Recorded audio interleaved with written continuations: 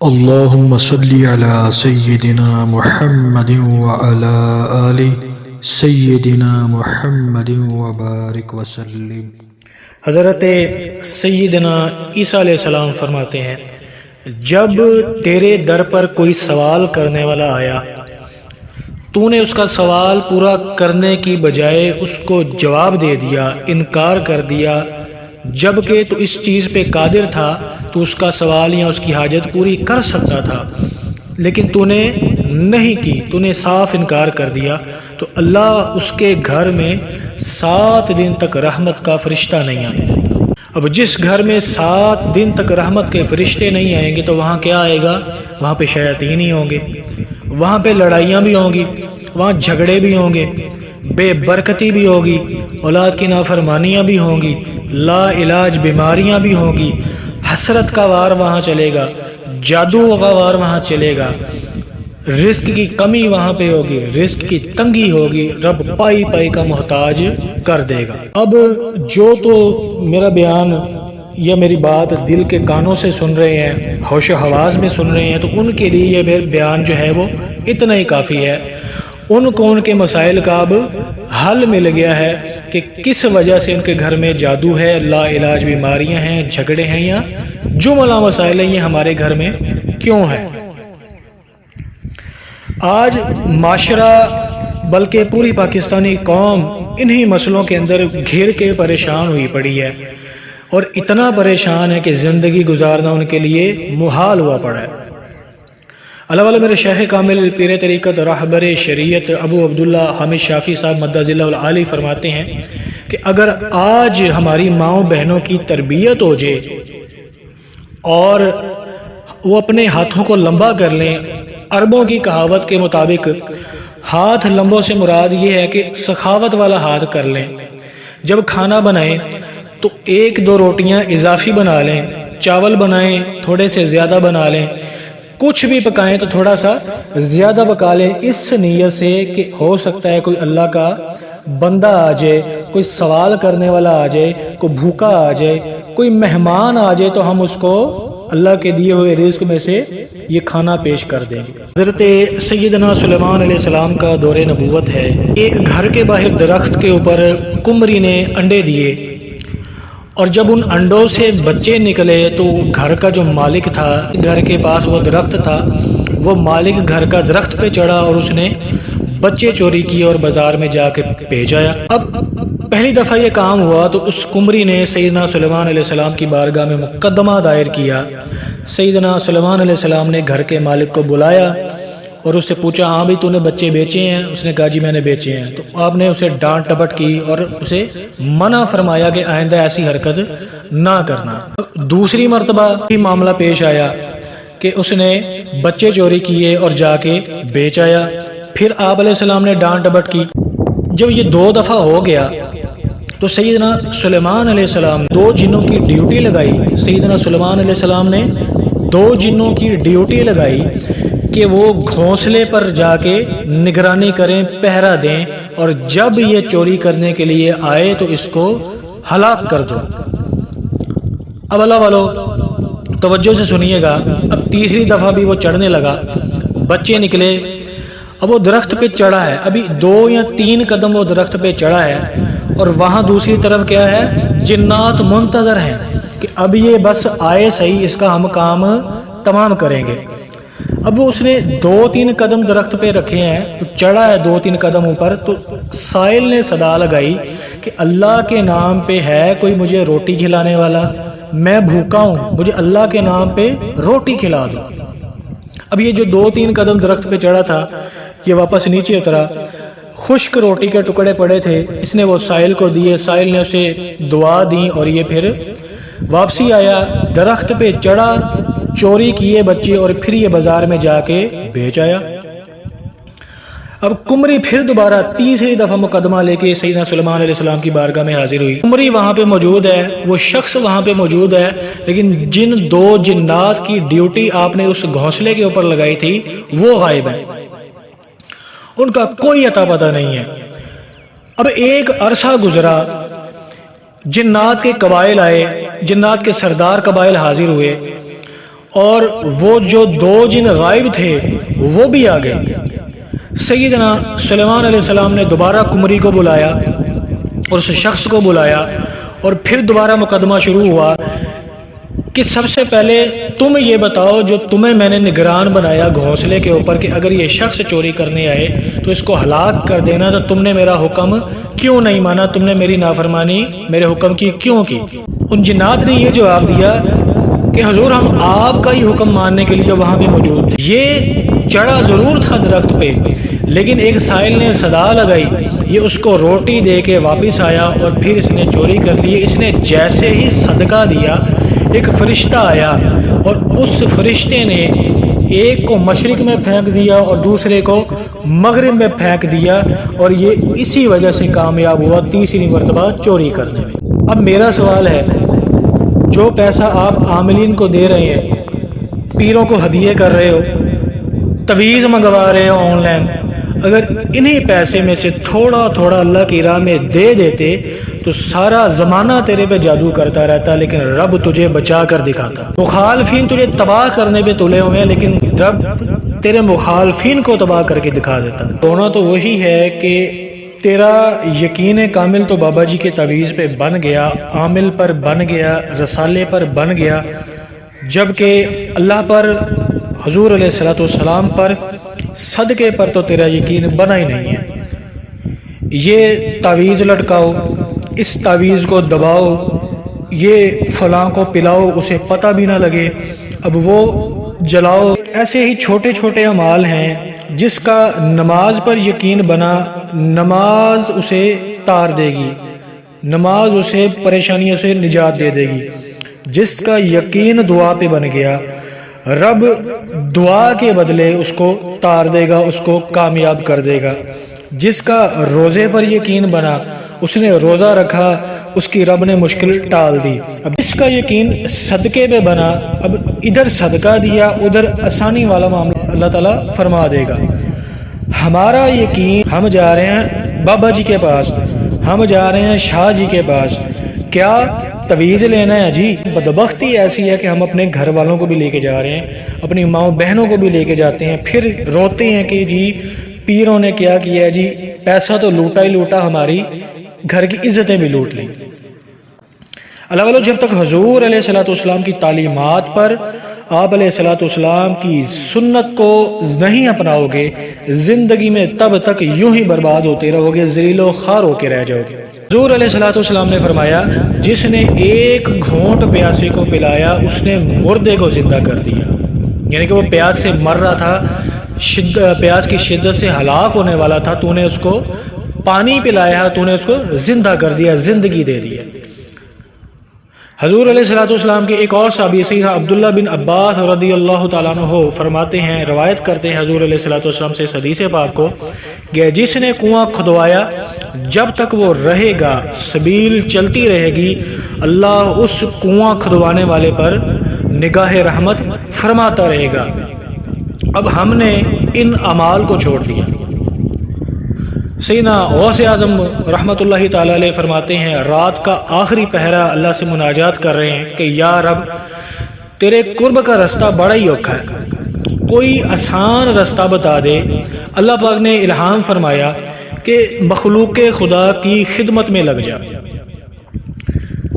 پھر عرض کی یا اللہ پاک مخلوق خدا کی خدمت کے تو بہت طریقے ہیں، بہتر کون سا ہے اور ایسا کون سا طریقہ ہے کہ جس سے تیری معرفت کا رستہ، تیرے قرب کا راستہ جلدی طے ہو جائے؟ تو اللہ پاک نے پھر الہام فرمایا کہ بھوکے کو کھانا کھلا، یہ عمل مجھے اتنا محبوب ہے کہ اس سے زیادہ آسان رستہ میری معرفت کا اور میرے قرب حاصل کرنے کا اور کوئی نہیں ہے۔ بابا جی قبلہ صوفی برکت علی لدھیانوی صاحب رحمۃ اللہ علیہ فرماتے ہیں کہ تو بھوکوں کو کھانا کھلا۔ اب جب تو بھوکوں کو کھانا کھلائے گا تو رب تجھ پہ جو رحمت کے دروازے کھولے گا وہ قیامت تک بھی اگر تو عبادت کرتا رہے تو کبھی تیرے پہ نہیں کھل سکتے۔ اللہ والو، عرض یہی ہے کہ اپنی خواتین کو، اپنے گھر میں اپنی ماؤں بہنوں کو جو کھانا بناتی ہیں ان سے کہو کہ اپنے اب ہاتھ جو ہیں وہ لمبے کریں، سخاوت والے ہاتھ بنائیں۔ جو جتنی حیثیت کے مطابق میسر ہو اللہ کی راہ میں صدقہ کیا کرو، اللہ کی راہ میں دیا کرو۔ رات کو ایک روٹی پکاؤ، زیادہ پکاؤ، جتنی حیثیت ہے اتنی پکاؤ۔ میرے شیخ کامل فرماتے ہیں کہ یہ کلیہ آزما کر دیکھو، کھانے والا کیسے آتا ہے میرا رب جانے اور کھانے والا جانے۔ ایک بندے کا کھانا دو، 7 ہفتے مسلسل یہ طریقہ آزماؤ، یہ عمل کرو 7 ہفتے۔ اگر تمہارا کوئی مسئلہ رہ جائے تو میرے شیخ کامل فرماتے ہیں میں ذمہ دار ہوں۔ سب کام پڑھائیوں سے نہیں ہوتے، سارے کام وظیفوں سے نہیں ہوتے۔ ہم عبادت کر رہے ہیں، وظائف کر رہے ہیں، پڑھائیاں کر رہے ہیں، ہم پڑھائیاں کر کر کے خشک سے خشک ہوتے جا رہے ہیں، ہمارے دل سخت ہوتے جا رہے ہیں۔ میرے شیخ کامل فرماتے ہیں تو کبھی صوفی نہیں بن سکتا، پھر ساری زندگی رونا روتے رہو گے کہ 25 سال حضرت جی ہم نے ریاستیں کی ہیں لیکن ہمیں اب تک ملا کچھ نہیں ہے۔ لیکن آپ نے اب جب بتایا ہے کہ عمل اتنا ہی کرو جتنا حضور علیہ الصلوۃ والسلام نے ارشاد فرمایا ہے یا جتنا فرائض اللہ پاک نے ہمارے ذمہ لگائے ہیں، باقی سارا وقت حضور علیہ الصلوۃ والسلام پر درود و سلام پڑھتے رہو، کثرت سے درود و سلام پڑھو، مخلوق خدا کی خدمت کرو، رات کو سونے سے پہلے توبہ کر کے سو جاؤ، نبی کریم علیہ الصلوۃ والسلام کی سنتوں پر عمل کرو، اللہ کی عبادت کرو، فرائض انجام دو، خدمت خلق کرتے جاؤ، اور رات جب ہونے لگو تو اللہ کی بارگاہ میں ہاتھ جوڑ کے عرض کرو کہ یا رب جو کیا تیرے کرم سے کیا، تیری عطا سے کیا اور تیری توفیق سے کیا، چاہے میں نے وہ عبادت کی یا خدمت خلق کی ہے، یا رب میں حق نہیں ادا کر سکا، بس جو کیا ہے جیسا کیا ہے اس کو اپنی بارگاہ میں قبول فرما لے اور کمی بیشی معاف کر دے۔ اگر تو معافی مانگ کر اللہ کو یاد کر کے روتے ہوئے سو گے تو اللہ والو صبح خوشحال اٹھو گے۔ اللہ پاک فرماتا ہے میرے خزانے خالی ہیں، میرے پاس ندامت کے آنسو لے کے آ، میرے پاس شرم ساری لے کے آ اور میرے خزانوں کو بھر دے، پھر میں تیری جھولی بھر دوں گا۔ اب وظائف کیے، تعویذات لے لے کے، من گھڑت وظیفے پڑھ پڑھ کے، نتیجہ کیا نکلا؟ خوش قابت بن گئے اور بدتمیز بن گئے، بد خلق بن گئے۔ جس نے مخلوق کو ہی راضی نہیں کیا اس سے رب کیا راضی ہو۔ مجھے صرف یہ بتاؤ کہ جس کے گھر میں کھانا نہیں ہے، جس کے گھر میں 2 وقت کی روٹی نہیں ہے، تو تم اس کی کیا خدمت خلق کر کے آؤ گے؟ کیا تم اس کو رسالے دے کے آؤ گے کہ بھائی یہ کھا لے، اپنی بھوک مٹا لے کھا کے، اس کو اتنے صبح کھا لیں، اتنے شام کھا لیں، اتنے رات کو کھا لیں؟ نہیں اللہ والے ہو، میرے شیخ کامل فرماتے ہیں کہ جس کے گھر میں روٹی نہیں ہے اس کے گھر میں روٹی پہنچاؤ، جس کے گھر میں بھوک ہے، فاقے ہیں، اس کے گھر میں روٹی پہنچاؤ، اور جس کے گھر میں اللہ اور اللہ کے رسول کا دین نہیں ہے، اللہ اور اللہ کے رسول کے احکامات پر عمل نہیں ہوتا، وہاں پہ اللہ اور رسول کا دین پہنچاؤ۔ جس گھر میں اللہ کی نافرمانیاں ہیں اس گھر میں اللہ کا دین پہنچاؤ، حضور علیہ الصلوۃ والسلام کی تعلیمات کو پہنچاؤ، اپنی آوازیں نہ پہنچاؤ کہ یہ میرا وظیفہ ہے، اس کو ایسے کرو، یہ کرو گے تو وہ ہو جائے گا۔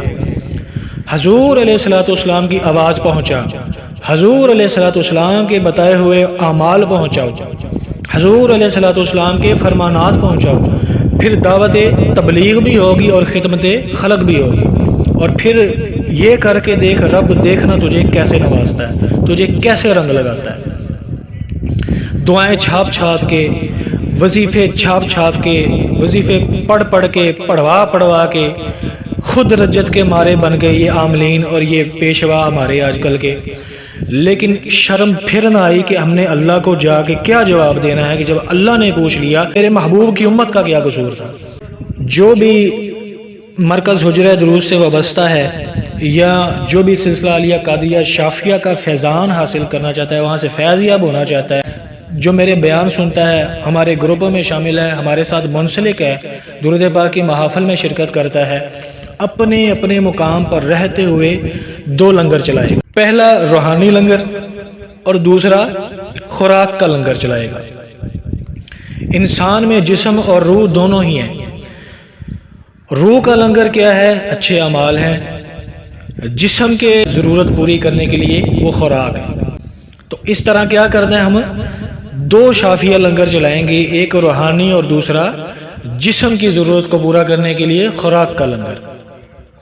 اب لنگر کیسے چلانا ہے، انتہائی توجہ سے یہ بات سنیں۔ صبح سے لے کے رات تک آپ جتنے اعمال کریں، یہ شافیہ روحانی لنگر کی بات ہو رہی ہے، صبح سے لے کے رات تک جتنے اعمال آپ نے کیے سارے کے سارے سونے سے پہلے حضور علیہ الصلوۃ والسلام کے شافیہ روحانی لنگر میں جمع کروا کے سو، قبولیت کی مہر لگواؤ کہ یا رب میں نے جو کیا تیرے کرم سے کیا، تیری توفیق سے کیا، تیری عطا سے کیا، جو کمی بیشی رہ گئی ہے، جو غلطی ہو گئی ہے، اس کو اپنی رحمت کے صدقے معاف فرما اور کمی بیشی کو پورا فرما دے اور اس کو اپنی بارگاہ میں قبول فرما لے۔ اب کیا ہے، قبولیت کی مہر لگ گئی۔ اب اگلا فکرہ کرنا ہے کہ جتنے بھی اعمال یا اللہ پاک میں نے کیے ہیں، اب ان کو میں تحفتاً ہدیتاً حضور علیہ الصلوۃ والسلام کے روحانی لنگر میں جمع کرواتا ہوں یا جمع کرواتی ہوں۔ یہ کہہ کے پھر حضور علیہ الصلوۃ والسلام کی بارگاہ میں عرض کرنی ہے کہ یا رسول اللہ صلی اللہ علیہ وسلم، یہ چھوٹا سا ہدیہ اس کو قبول فرما لیں اور نگاہ کرم فرما دیں۔ بس یہ 3 فکرے بولنے ہیں، چوتھا فکرہ نہیں بولنا۔ حضور علیہ الصلوۃ والسلام سے عرض کرو، اب جو اعمال جمع کروا دیے ہیں، حضور علیہ الصلوۃ والسلام سارے عالمین کے لیے رحمت ہیں، وما ارسلناک الا رحمۃ للعالمین۔ جب حبیب علیہ الصلوۃ والسلام کا لنگر چلے گا، حضور علیہ الصلوۃ والسلام کے والدین کریمین کو، حضور علیہ الصلوۃ والسلام کی اہل بیت کو، حضور علیہ الصلوۃ والسلام کے اصحاب کو، ملائکہ کو، جنات کو، اولیاء کرام کو، آپ کے شیوخ کو، آپ کے سلسلہ کے بزرگان کو، آپ کے اہل خانہ کو، آپ کے والدین کو، ہر حضور علیہ الصلوۃ والسلام کے امتی میں وہ لنگر حضور علیہ الصلوۃ والسلام تقسیم فرمائیں گے۔ اب لنگر چلانے والے جانے اور ان کا کام جانے، مشورہ دینے کی ضرورت نہیں ہے یا لمبی لمبی دعا کرنے کی ضرورت نہیں ہے کہ وہ فلاں کو بخشا، فلاں کو بخشا، فلاں کو بخشا، نہیں۔ جب حضور کی بارگاہ میں پیش کر دیا تو اب حضور جانے اور ان کی امت جانے۔ اللہ والو، ایک واقعہ یہاں پہ مجھے یاد آیا، میرے شیخ کامل نے بتایا۔ یہ ایک گھی ہے صوفی بناسپتی کے نام سے، ان کی والدہ عمرے کے لیے گئیں تو وہ پہلا زمانہ تھا، احباب جو تھے وہ اپنا اپنا کھانا پکاتے تھے۔ آج بھی مدینہ منورہ شریف جائیں، اللہ پاک ہم سب کو لے کے جائے، تو وہاں پہ یہ سلسلہ بنا ہوتا ہے کہ شام کے وقت، افطار کے وقت دسترخوان لگے ہوتے ہیں اور وہ پکڑ پکڑ کے بٹھاتے ہیں کہ آئیں آپ ہمارے دسترخوان سے افطار کریں، ہمارے دسترخوان سے کھانا کھائیں۔ ان کی والدہ نے یہ سارا ماجرا دیکھا تو اس نے بھی جو ہے اپنا تھوڑا سا لنگر پکایا ایک دیگچی میں، اور اس لنگر کو لے کے مدینہ طیبہ میں چلی گئیں اور مدینہ طیبہ کے صحن میں جا کے دسترخوان بچھایا اور جو حسب توفیق چھوٹی سی دیگچی میں بنایا ہوا تھا وہ سامنے رکھ دیا کہ آ کے لوگ اس میں سے کھا لیں، روزہ کھول لیں۔ اب اللہ والو، یہ ادا حضور علیہ الصلوۃ والسلام کو ان کی اتنی پسند آئی کہ اب مدینہ طیبہ کے اندر ان کا لنگر چلنے لگ گیا۔ پھر رفتہ رفتہ وہ لنگر بڑھتا اتنا بڑھ گیا کہ اس کے اندر پتہ نہیں کتنے ڈونر شامل اور ہو گئے۔ یہاں تک ہوا کہ جو بڑے بڑے رئیس تھے پرمٹ بند کروا دیا۔ لیکن جب حضور علیہ الصلوۃ والسلام نے اجازت عطا فرما دی، حضور علیہ الصلوۃ والسلام کو ادا پسند آ گئی لنگر چلانے کی، تو حضور علیہ الصلوۃ والسلام نے ایسا کرم فرمایا کہ وہاں کے سعودیہ کے جو شہزادگان ہیں ان کی طرف سے ان کا پرمٹ اوکے ہوا اور پھر اب ان کا لنگر چلنے لگ گیا۔ صرف مدینہ پاک ہی نہیں، بغداد شریف کے اندر بھی اب ان کا لنگر چلتا ہے۔ اب یہ 2 لنگر ہو گئے، ایک شافیہ اور روحانی لنگر، اپنے سارے دن کے اعمال کو رات کو سونے سے پہلے اپنے حضور علیہ الصلوۃ والسلام کے شافیہ اور روحانی لنگر میں جمع کرانا ہے۔ جو دوسرا لنگر ہے وہ بھوکوں کو کھانا کھلانا ہے، مستحق کو کھانا کھلانا ہے۔ آپ کے گلی محلے میں ہیں، آپ مدرسے میں دے دیں، جہاں آپ کو جیسے آسانی ہے آپ اس طرح روٹی پکا کے اپنی حیثیت کے مطابق چاول بنا لیں، ضروری نہیں ہے گوشت بنائیں، جو آپ کو میسر ہے آسانی سے وہ بنا کے شافیہ گھر چلائیں۔ ہر ہفتے میں 1 دن چلائیں، اللہ نے توفیق دی ہے تو 7 دن چلائیں، جتنی جیسی آپ کی حیثیت ہے انشاءاللہ ویسے آپ چلتے رہیں۔ اب جو تیسرا اور آخری لنگر ہے یہ ہے پرندوں کا لنگر۔ اللہ پاک کی مخلوق ہے، بے زبان مخلوق ہے، اللہ پاک بڑا راضی ہوتا ہے باجرہ لے لیں، کلو 2 کلو جتنی آپ کی حیثیت ہے، روزانہ صبح کے ٹائم باجرہ تھوڑا سا اور تازہ پانی بھر لیں اور وہ اوپر چھت پہ رکھائیں، یا کبھی کبھی روٹی کے چھوٹے چھوٹے ٹکڑے کر کے وہ ڈال آئیں۔ جس طرح بھی ہو، کوئی باہر کوئی میدان گاؤں میں دیہاتوں میں رہنے والے ہیں تو کتے ہوتے ہیں، وہاں پہ بلیاں ہوتی ہیں، ان کو کھلائیں، پرندوں کو ڈال دیں، کبوتروں کو دانہ ڈال دیں، جس طرح سے بھی ہو سکتے پرندوں کا لنگر چلائیں، روحانی لنگر چلائیں، اور انسانوں کا یعنی کہ کھانے کا لنگر چلائیں۔ اللہ پاک دیکھیں آپ کو دنوں میں کیسے رنگ لگاتا ہے۔ اللہ پاک سے دعا ہے کہ اللہ پاک ہمیں اپنی راہ میں خرچ کرنے والا بنائے، استقامت کے ساتھ حضور علیہ الصلوۃ والسلام کی تعلیمات پر عمل کرنے والا بنائے، ہماری ماؤں بہنوں کی عزت و نموز کی حفاظت کرے، ہمیں ان دھوکے باز فراڈیوں سے بچائے، ڈبہ پیر بن کے ہمیں لوٹ رہے ہیں، اللہ پاک ہمیں ان سے پناہ میں رکھے۔ اللہ پاک سے دعا ہے کہ اللہ پاک ادب کے ساتھ، استقامت کے ساتھ حضور علیہ الصلوۃ والسلام کی مبارک ذات پر، ان کی محبت کے لیے، ان کی رضا کے حصول کے لیے، ان کی غلامی میں آنے کے لیے درود و سلام پڑھنے کی توفیق عطا فرمائے، اور ایمان کے ساتھ اسی حالت میں موت عطا فرمائے۔ اللہم صلی علی سیدنا محمد وعلی آل سیدنا محمد وبارک وسلم۔